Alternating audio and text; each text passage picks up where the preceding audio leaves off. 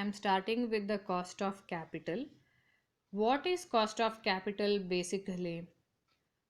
Cost of raising capital for the company is cost of capital. It is as simple as this.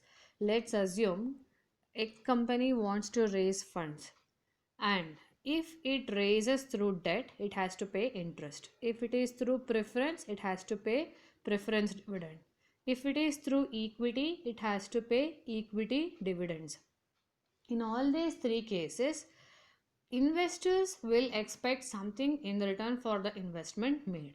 And let's assume 7%, 10%, 15% is the returns expected respectively from each source. What's happening here? For raising 100 rupees through debentures, they are expecting 7 rupees as returns. So for 100 rupees capital raised, 7 rupees is the cost. For 100 rupees raised through preference, 10 rupees returns what they are expecting. That is the cost the company. Same in case of equity also. This is from the company perspective. To raise the capital, whatever is the company has to pay as returns to its investors, that becomes the cost of capital, cost of raising funds. From the investor's perspective, to make investment, you expect returns from them. Therefore, from your perspective, it is the minimum rate of return. Whatever funds is raised by the business, it will be invested in projects. Nothing but business plan, whatever they have. So, from the project perspective, your cost of capital will be called as cutoff rate or hurdle rate. What is cutoff rate or hurdle rate? It is the minimum rate of return which has to be generated by a project. If the cost of capital is 12%, return generated is 9%, then your returns is not sufficient to cover your cost. You reject the project. You will not select it. If your returns is 25%, cost is 15%, then you have additional 10% which you can distribute to your shareholders, and when shareholders are happy and satisfied, automatically it gets reflected in the market. You are paying more returns to them in the form of dividends. Dividends will increase the MPS, market price per share. Ultimately, wealth also gets maximized. So in the project selection, if project's internal rate of return or required rate of return, if it is more than the cost, only then it is selected, or else it is rejected. Now you found so many synonyms or colloquially used word for cost of capital, where it could be the minimum rate of return expected by the investor. It is the cost involved in raising funds. It is also cutoff rate or hurdle rate. So you may expect a question like this. I am not telling you this will come for your exam, but this is the way to prepare for your exams. I am giving you just one example. From the investor's perspective, what is cost of capital?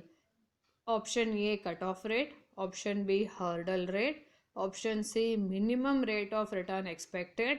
Option D, required rate of return. So from the investor's perspective, the cost of capital is the minimum rate of return expected.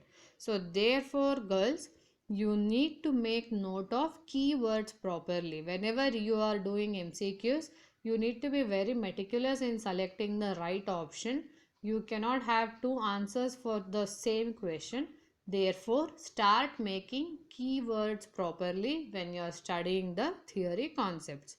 Next, we have K naught, which is overall cost of capital. Why I have written it here? See girls, it is like this. Cost of capital does not mean that it is the cost involved for raising from equity or from preference or from debt or from retained earnings. Instead, whenever we say cost of capital of the company, the K naught, it is the overall cost of capital, or it is the composite cost of capital, or it is the average cost of capital. Nothing but cost of all sources put together. All sources put together, whatever cost we get, that is your K naught, overall cost of capital. So cost of capital to the company is the aggregate cost of different sources of funds what they have raised. Basically, any company's calculation of cost of capital will have three elements. One is the RO, another one is the B, and the next one is the F. What are these three elements we have? RO, the normal rate of return at risk level 0. This is nothing but your risk-free rate of return which any company can generate.